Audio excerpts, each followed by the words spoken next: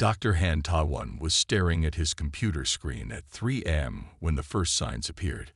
The quantum energy readings were unlike anything he had ever seen before. At first, he thought his equipment was broken, but after 3 checks, he knew this was real. He picked up his phone with shaking hands and called Captain Kim Jia at the Korean Space Force Command Center. "Captain, you need to see this data right now." "Dr. Han, do you know what time it is?"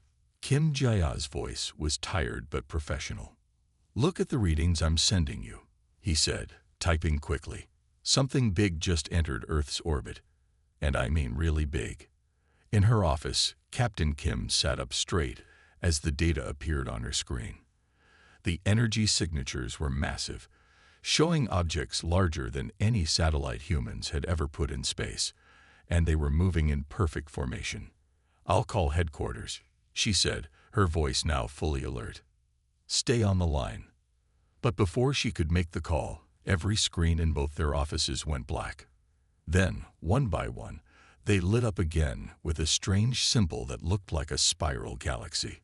Across the world, the same thing was happening. TVs, phones, computers, and even digital billboards all showed the same spiral symbol. In New York, Tokyo, London, and every major city, people stopped to stare at their devices. Then the message began. "Greetings, primitive world."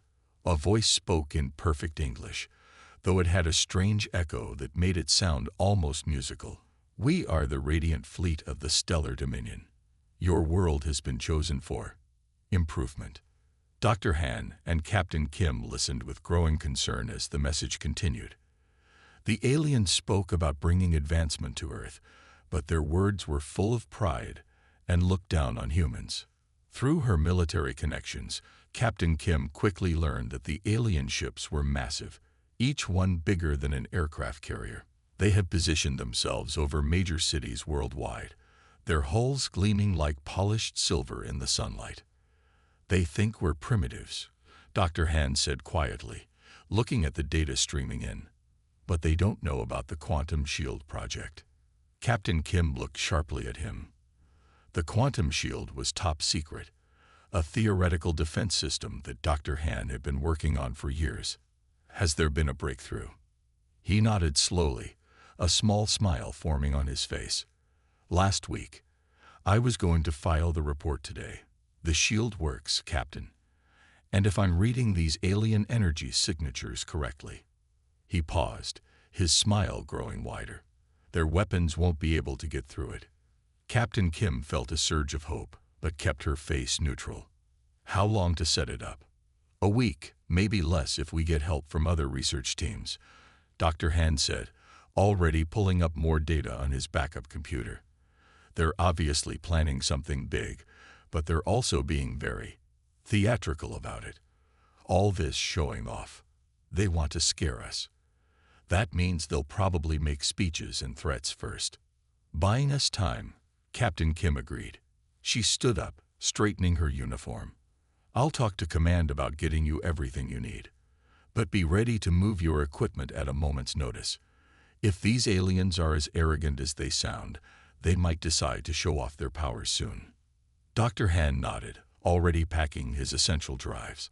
Outside his lot window, one of the alien ships moved across the sky, its shadow darkening the ground below. It was trying to look threatening, but all it did was strengthen his determination. The aliens thought Earth would be an easy conquest. They saw humans as primitive beings who had barely reached space, but they had made a huge mistake. They had given their targets time to prepare. And if there was one thing humans were good at, it was surprising those who underestimated them. As the sun rose over Seoul, Dr. Han and Captain Kim began their preparations. The aliens above had no idea that their greatest mistake wasn't attacking Earth. It was giving Earth time to get ready for them. Lee Do-hyun sat in his office at the top of Seoul's tallest tech building, watching the alien ships through his window. As CEO of Korea's biggest cybersecurity company, he had seen many types of threats. But this was different. These aliens were making a show of their power, and that told him something important. His phone rang. It was Park Minna, his head of security research. "Sir, you need to see this," she said, her voice excited. "I've been analyzing their broadcast signals. There's a pattern in their code that looks familiar." "Familiar how?" Lee asked, turning away from the window. "Like old Earth languages. Their computer code. It's not as alien as they want us to think. I think I can crack it."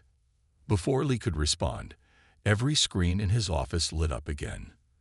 The alien commander appeared, his silver skin shining, and his 3 eyes glowing with a cold light. "People of Earth," the alien said, "I am Commander Vex of the Stellar Dominion. You have 48 hours to surrender your world to us. If you refuse, we will demonstrate our power in ways your primitive minds cannot imagine." Lee watched carefully. 20 years in the military had taught him to read enemies, and these aliens were making classic mistakes. They were showing off too much, talking too much, and giving too much time.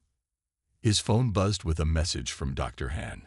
"Meeting at Korean Space Force HQ. Now."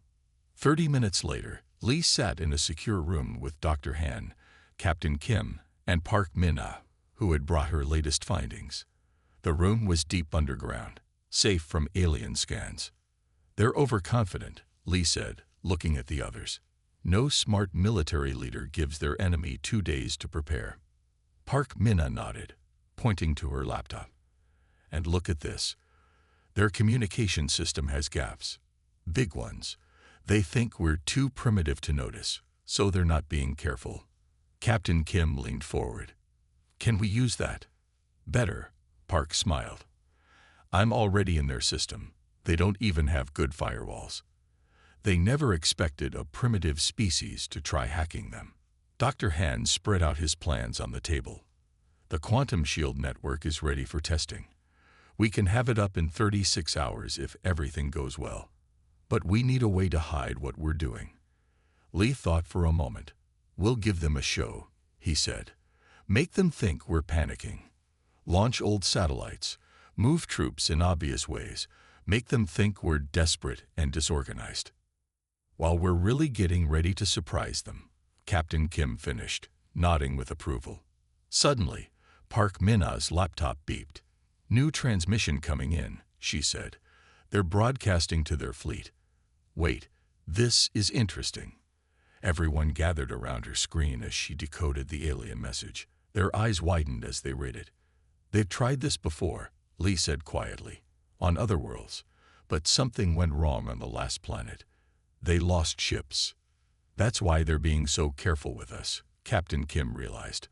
"They're scared of making the same mistake, but they still think they're far superior to us." "Then let's prove them wrong," Dr. Han said firmly. "While they're busy making threats, we'll be building our defenses. They think giving us 48 hours is being generous to a primitive species. Let's show them what humans can do with that time." As they left the meeting, Lee looked up at the alien ships through a window.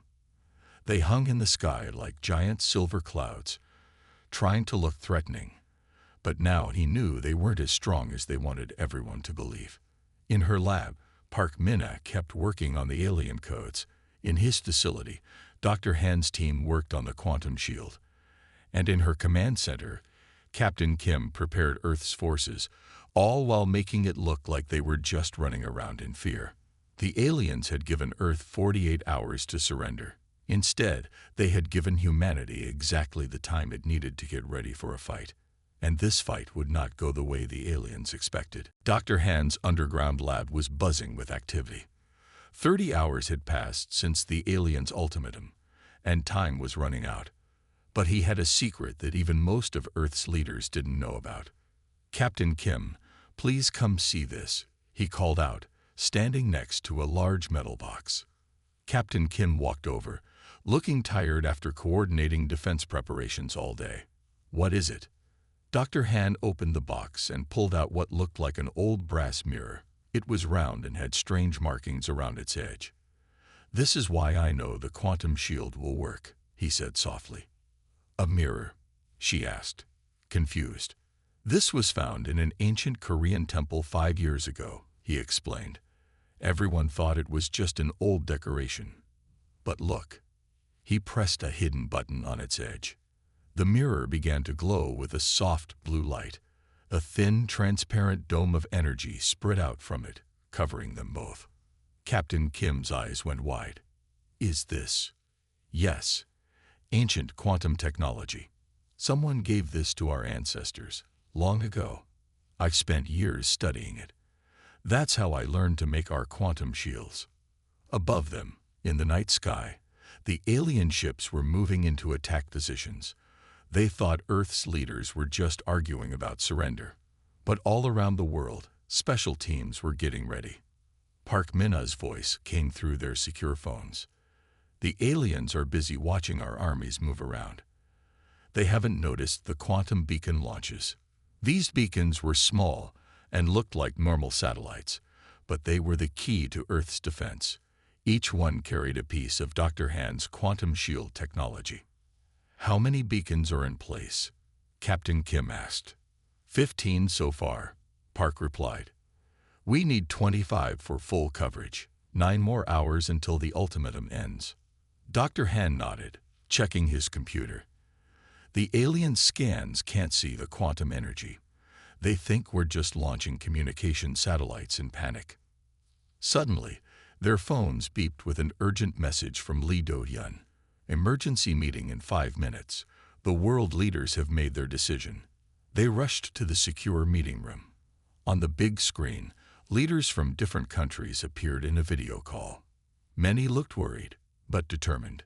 The president of Korea spoke first. Dr. Han, is your defense system ready? Almost, Madam President. We need 9 more hours. The aliens want our answer in 8 hours, she said. We've all agreed. We're going to keep them talking. Lee Do-hyun stepped forward. Park Minna has found more messages in their fleet communications. They're nervous. The last planet they attacked destroyed 3 of their ships. They're being extra careful with us. Good, Captain Kim said. That's why they gave us so much time. They're scared of making mistakes. Dr. Han touched the ancient mirror in his pocket. They don't know that Earth has seen their kind before. Maybe not these exact aliens, but someone like them came here long ago. They left us gifts we're only now learning to use. The next 8 hours were the busiest anyone could remember. While the world leaders kept the aliens busy with messages and questions, the last quantum beacons were launched into space. Park Minna watched the alien communications closely. They're getting impatient, she reported. But they still think we're helpless. All they see are our old weapons moving around. Just before the deadline, Dr. Han checked the quantum shield network one last time. All 25 beacons were in place, hidden in Earth's normal satellite network. The aliens had no idea that a defensive web stronger than anything they could imagine was now surrounding Earth. We're ready, he said quietly. Captain Kim nodded and sent a message to all Earth's leaders. The time had come to give the aliens their answer. But it wasn't going to be the surrender they were expecting. The aliens had thought they were being generous, giving Earth time to accept defeat. Instead, they had given humanity exactly the time it needed to prepare a surprise that would change everything. Commander Vex stood on his ship's bridge, looking down at Earth with all 3 of his eyes. The deadline had passed, and Earth had refused to surrender. Now it was time to show them their mistake. Begin the attack, he ordered. Target their largest military bases first. On Earth, in the Korean Space Force Command Center, everyone watched the alien ships move. Captain Kim stood calmly, waiting. Dr. Han sat at his computer, monitoring the quantum shield network. Park Minna kept tracking the alien communications. Then something unexpected happened. Captain, look at this. A young officer called out. It was Choi Sung-min, a 19-year-old computer expert who spent most of his free time playing space battle games. What is it? Captain Kim asked, walking to his screen. The alien ships. They're moving just like in StarCraft. Look at this formation. It's the Theta strike pattern. Every pro gamer knows it. At first, people thought he was joking, but when they looked at his screen, they saw he was right. The alien ships were using attack patterns that looked just like the ones in popular space battle games. "They must have studied our games," Park Minna said, typing quickly. "They thought they were learning about our real military strategies." The first alien shots fired down from space. They were bright green beams of energy, powerful enough to destroy whole buildings. But when they hit Earth's atmosphere, something strange happened. The quantum shield activated. Instead of hitting their targets, the alien weapons scattered into harmless light shows. In his ship, Commander Vex couldn't believe what he was seeing. "Impossible," he shouted. "They're primitives. They can't have shield technology." He ordered more shots fired. Bigger weapons. Stronger beams. Nothing worked. The quantum shield held strong, protecting the whole Earth. Back in the command center, Choi Sung-min was getting excited. "They're going to switch formations now," he said confidently. "In the game, when the first attack fails, they always move to surround formation and try to overwhelm one spot." Captain Kim looked at him carefully. "Are you sure?" "I've played against this strategy thousands of times," he said. "Trust me." Captain Kim made a quick decision. "Dr. Han, can the shield hold if they concentrate their fire in one place?" "Yes, but it will be stronger if we know where to reinforce it." "Then listen to Choi. He seems to know what they're going to do." Just as Choi predicted, the alien ships started to move into a circle. They were going to focus all their weapons on one area, trying to break through the shield. "They'll target here," Choi said, pointing to a spot over the Pacific Ocean. "It's the perfect position to then split Earth's defenses in two." Captain Kim smiled. "Park Minna, is our surprise ready?" Park nodded. "The quantum mirrors are in position. When they fire, their own energy will bounce back at them."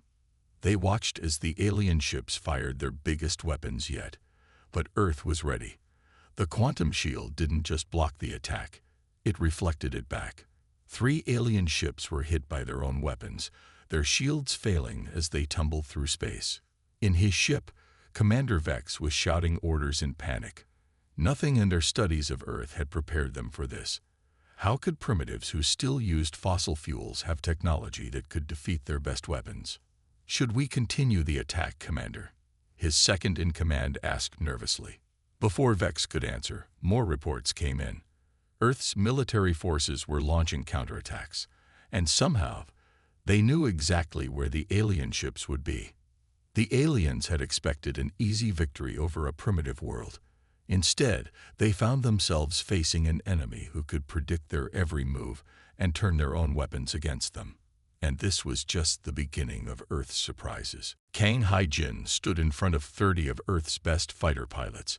As the Air Force's top tactician, she had studied the aliens' failed attack carefully.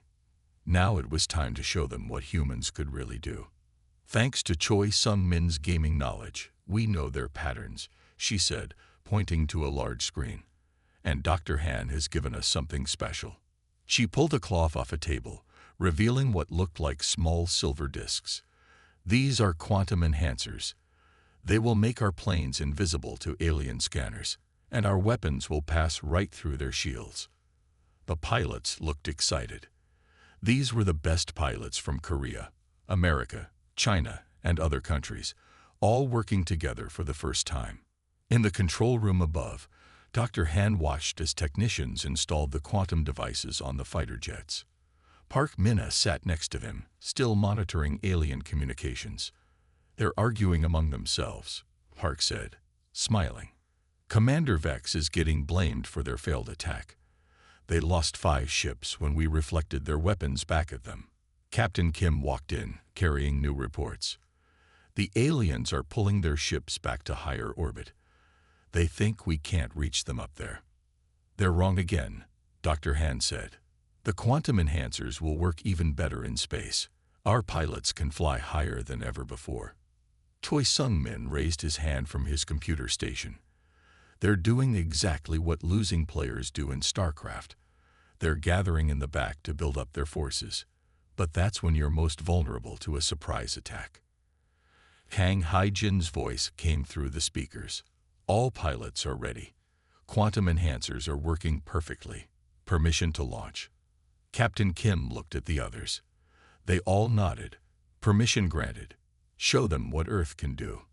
The fighter jets took off in perfect formation. Thanks to the quantum enhancers, they glowed with a soft blue light. The aliens didn't notice them coming. Their scanners showed nothing. First target in range, Kang reported from her jet. It's the ship that attacked Seoul yesterday, ready to show them some Korean hospitality. The jets fired their missiles. The weapons were normal missiles on the outside, but Dr. Han had modified them with quantum technology. They passed right through the alien shields like they weren't even there. 3 alien ships exploded before they even knew they were under attack. The others started to panic, firing their weapons wildly into space. They can't hit what they can't see. Choi shouted excitedly, watching from his screen. And look, they're falling into defensive formation Delta 7, just like in the game. Park Min-a translated the alien communications, laughing. They're completely confused. Listen to this. Impossible. Their primitive aircraft shouldn't be able to fly in space. Their weapons are too simple to hurt us. Commander Vex's voice came through, sounding angry and scared. Fall back. Fall back to the dark side of the moon. These primitives have technology we don't understand. The Earth fighters chased the alien fleet, destroying 2 more ships before Kang Haijin ordered them to return. They had proved their point. Earth wasn't just defending anymore. They could fight back. In the control room, everyone was celebrating, but Dr. Han looked worried. What's wrong? Captain Kim asked him quietly. The quantum enhancers, he said. They're powered by the ancient mirror technology, but we don't have many mirrors left. We can't power them forever. Captain Kim nodded seriously. Then we need to end this quickly. How long do we have? 3 days, maybe 4. After that, the enhancers will start to fail. Park Min-a spoke up from her computer. The aliens are regrouping. They'll be back, and next time they'll be more careful. They're not underestimating us anymore. Good, said Kang Haijin as she walked into the control room, still in her flight suit. Because we're not done showing them what humans can do. And next time, we're taking the fight to them. The aliens had learned that Earth wasn't primitive, but they still didn't know that their worst nightmare was just beginning. Commander Vex stood before his ship's leaders on a video call. His silver skin had turned a dull gray from stress. 10 ships were now lost, and the other commanders wanted answers. How did you let primitives defeat our best ships? The High Admiral demanded. His 3 eyes glowed red with anger. They tricked us, Vex said. They have technology we've never seen before, technology that shouldn't exist on such a young world. Meanwhile, on Earth, things weren't going well either. Dr. Han ran through the underground base, carrying his last working ancient mirror. The quantum shield was failing in several places. Captain Kim, he called out. We have a big problem. Captain Kim and Park Min-a rushed to his lab. On the main screen, they could see parts of the quantum shield flickering like a dying light bulb. The mirrors are losing power faster than we thought, Dr. Han explained. We have less than 2 days now, not 3. Park Min-a checked her computer. The aliens don't know about the shield failing yet, but they're planning something big. They're calling in more ships. In the alien fleet, Commander Vex was arguing with his officers. We can't retreat, he shouted. If we run from primitives, no one in the galaxy will ever respect us again. Better to lose respect than to lose more ships, his second-in-command said. These humans are not what we thought they were. Suddenly, alarms started ringing through the alien ship. Commander, a young officer called out. Our main computer is acting strange. Our weapons won't respond. Back on Earth, Park Min-a smiled as she typed quickly on her keyboard. While everyone was worried about the quantum shield, she had been secretly uploading a virus into the alien fleet's computers. Got them, she said proudly. Their main systems are confused, but it won't last long. They'll find and delete the virus soon. Captain Kim made a quick decision. Then we need to act now. Dr. Han, can we power one last attack? Hit them while they're weak. Dr. Han looked at his ancient mirror. It was growing dim, its strange markings barely glowing now. Yes, but after that, we'll have no defense left. The quantum shield will fail completely. In space, the alien ships were starting to drift. Their weapons wouldn't fire, their engines weren't working right, and their communications were full of static.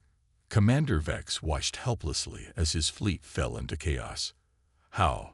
He kept asking. How are they doing this? Captain Kim called Kang Haijin. Get your pilots ready. We have one last chance to end this. But it's going to be dangerous. We'll have no shield to protect Earth if we fail. Kang's voice was firm. We won't fail. My pilots are ready. Choi Sung-min spoke up from his gaming station. The aliens will expect us to attack their weapons or engines, but in games, the best target is always their command center. Their command center? Park Minna asked. You mean Commander Vex's ship? Yes. In every game I've played, if you take out the leader's base, the other players get confused and make mistakes. Dr. Han started preparing the last quantum enhancers for the fighter jets.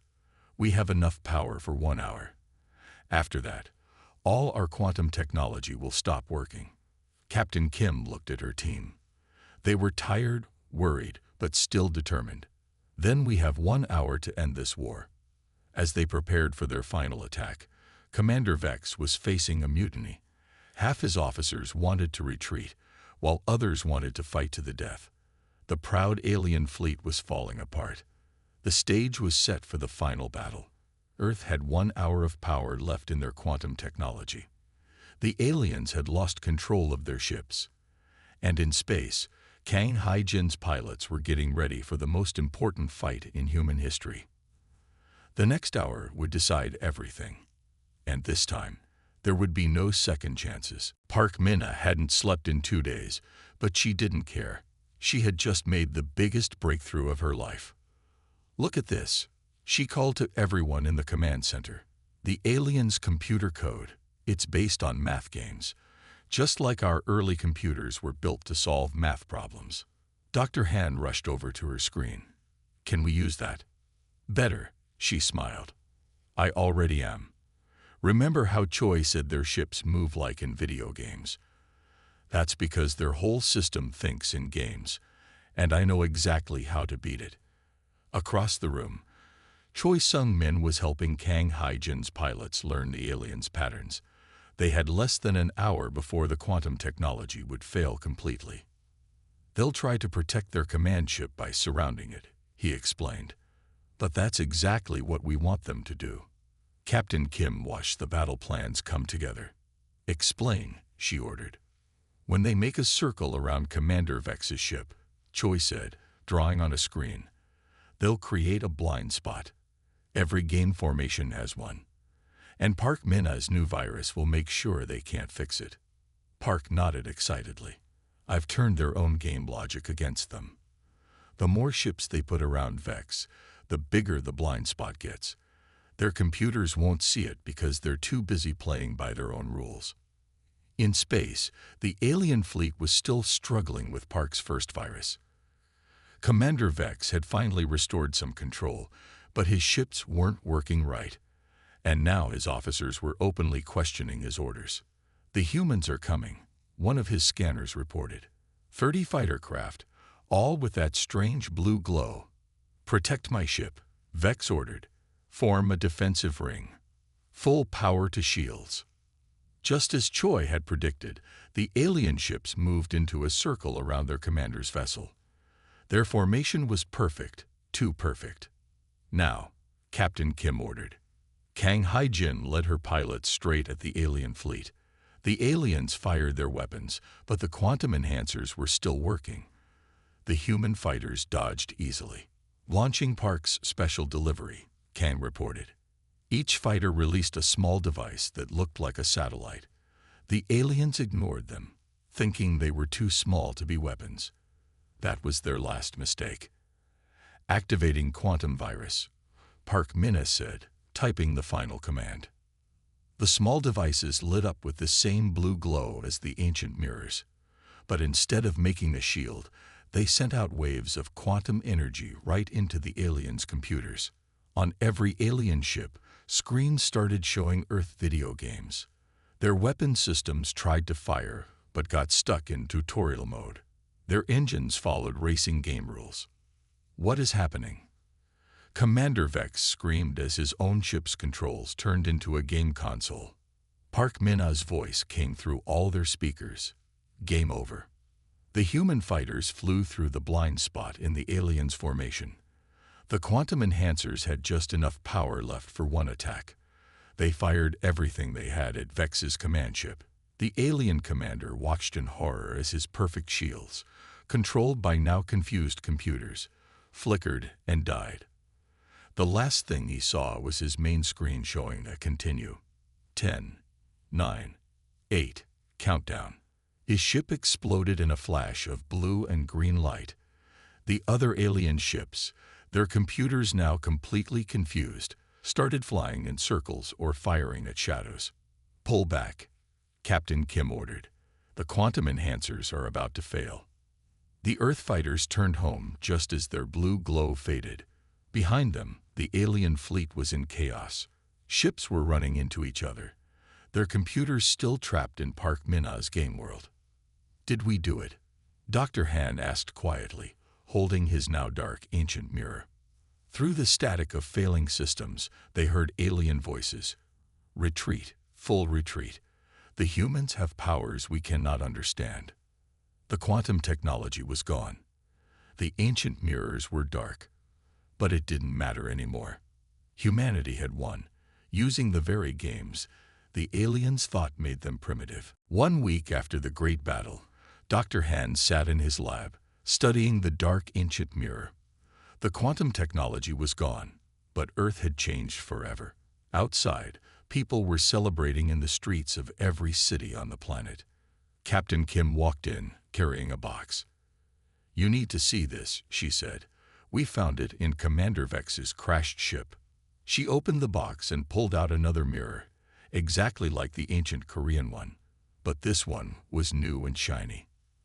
"There's more," she said. Park Minna finished translating their main computer files. You won't believe what she found. In the meeting room, Park Minna showed them the translated alien documents on a big screen. The Stellar Dominion wasn't as advanced as they pretended to be, she explained. They found their technology in ruins on old planets, just like we found our mirror. They didn't even understand how most of it worked. Lee Do-hyun laughed from his seat. So they were pretending to be more advanced than they were, while attacking us for being primitive. Exactly, Park smiled. And here's the best part. They found records of Earth in those ruins. Ancient aliens visited us thousands of years ago. They left technology like the mirrors all over the world, waiting for us to grow smart enough to use them. Dr. Han picked up both mirrors, the ancient Korean one and the new alien one. "These weren't meant to power shields," he said slowly. "They're keys to something much bigger." Choi Sung-min, who was now officially part of the team, looked up from his computer, like a tutorial level in a game, teaching us how to use the technology step by step. "Yes," Dr. Han said excitedly. "The quantum shields and enhancers were just the beginning. These mirrors can do much more. We just need to learn how." Captain Kim got a message on her phone. The cleanup teams found something else in the alien ships. Their star maps show hundreds of planets with ruins like the ones they found. And now we have their ships to help us reach them. Kang Hae-jin joined them, still wearing her flight suit. "My pilots are ready when you need us. The aliens left behind 5 working ships. We're already learning how to fly them. And I can make their computers work with ours now." Park Minna added, "No more viruses needed. We can just talk to them directly." Dr. Han stood up and walked to the window. The sun was setting, and the first stars were coming out. Somewhere up there, The retreating alien fleet was telling everyone about the terrible mistake they made in attacking Earth. They thought we were primitive because we still played games, still used simple computers, still burned fuel to reach space, he said. But those weren't our weaknesses. They were our strengths. We never stopped learning, never stopped trying new things, never thought we knew everything. And now, Captain Kim asked, now we have their ships, their star maps, and these mirrors. The ancient aliens left us a path to follow, clues to find. They wanted us to learn and grow on our own, not be given everything at once. Choi raised his hand like he was still in school. So, what's our next mission? Dr. Han held up the two mirrors, which had started to glow softly again. We're going to find more mirrors, more ancient ruins. We're going to learn everything the old aliens wanted to teach us, and this time, we'll do it right. And if we meet more aliens like the Dominion? Lee asked. Captain Kim smiled. We'll remind them what happened when they underestimated Earth. As night fell over the city, the team looked at the stars with new eyes. The aliens had come to conquer a primitive world. Instead, they had awakened humanity to its true potential. Earth wasn't just ready to join the galaxy. It was ready to help lead it into a better future. And somewhere in space, other civilizations were about to learn an important lesson. Never judge a species by its video games.